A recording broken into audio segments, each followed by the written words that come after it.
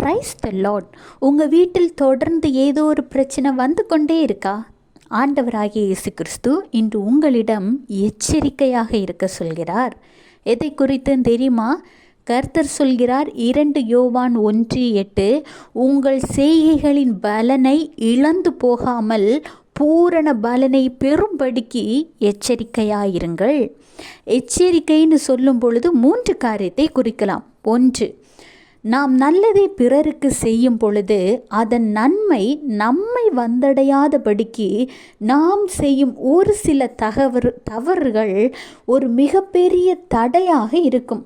நன்மை ஒரு பக்கம் செய்வோம் தான், ஆனால் பிறர் மீது கோபப்படுறது, எரிச்சல் அடைகிறது போன்ற காரியத்தினால் நம்முடைய செயல்பாடுகளே பெரிய தடையாக இருக்கும். இதனால் தான் நமக்குரிய ஆசீர்வாதத்தை அடையாமல், பலனை அடையாமல் இழந்து போகிறோம். 2வது, ஞானம் இல்லாமல் இழந்து போகிறோம். எப்படின்னு தெரியுமா? ஒருவர் தன் வீட்டில் இருக்கும் ஒரு கஷ்டத்தை, இல்லைன்னா சத்ருவாகிய சாத்தானின் போராட்டத்தை குறித்து நம்மளோடு பேசும்போது நாம் இது சாத்தானால் வருகிறது என்பதை கண்டறிந்து அதிலிருந்து விடுபடுவதற்கான வழியை அவர்களுக்கு கற்றுக் கொடுக்கும் பொழுது அதை கேட்டுக்கொண்டிருக்கிற பொல்லாத சத்ருவாகிய சாத்தான் அதே போராட்டத்தை நம்மளுடைய வாழ்க்கையிலும் கொண்டு வருவான். எதற்காகன்னு தெரியுமா? அந்த போராட்டம் நம் வீட்டில் செயல்படும் பொழுது, ஐயோ தெரியாமல் இந்த விஷயத்தில் தலையிட்டுட்டோமோ, இந்த போராட்டம் இப்போ நம்ம வீட்டுக்குள்ளே வந்துட்டே என அறியாமல் புரியாமல் சிலர் பேசி சோர்வடைந்து விடுகின்றனர். இதனால் சாத்தான் வெற்றி பெறுகிறான்.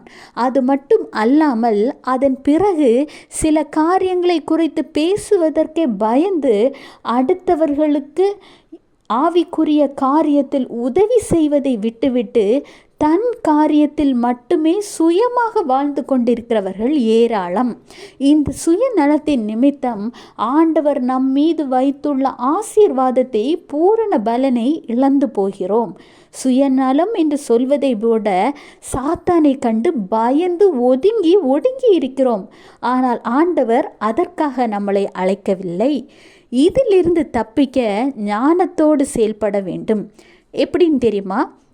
யாரோ ஒருத்தங்க அவங்களுடைய கஷ்டத்தை உங்களிடம் ஷேர் பண்ணும் பொழுது அவங்களுக்காக ஜெபிக்க முன்னாடி அதிலிருந்து விடுபடுவதற்கான வழிமுறையை நீங்கள் அவர்களுக்கு சொல்லும் முன்பு, ஏசப்பா, இந்த கிரியை செய்கிற பொல்லாத சத்ருவாகிய சாத்தான் என்னையோ என் குடும்பத்தையோ எனக்குண்டான யாதொன்றையும் தொடாதபடிக்கு உங்கள் இரத்த கோட்டைக்குள் நீங்கள் எங்களை வேலியடைத்து பாதுகாத்து கொள்ளுங்கள் அப்படின்னு ஒரு பாதுகாப்பு ஜெபத்தை முதலில் நீங்கள் வைக்கணும்.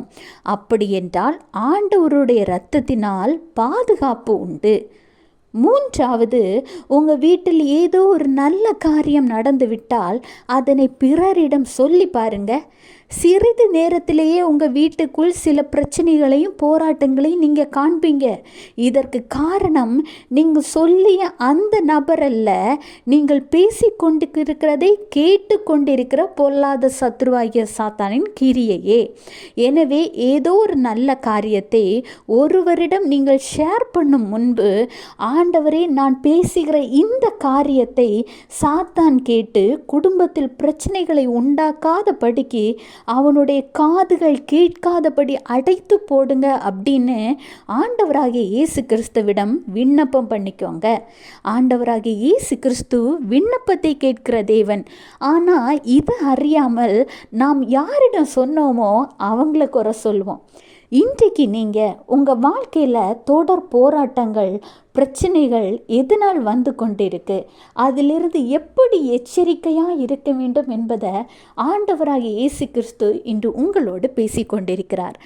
இது உங்களுக்கு பிரயோஜனமாக இருந்தால் ஆமேன் என்று கமெண்ட் பண்ணுங்கள். ஆண்டவர் உங்களையும் உங்கள் குடும்பத்தை ஆசீர்வதிப்பாராக. Have a blessed day. Jesus bless you.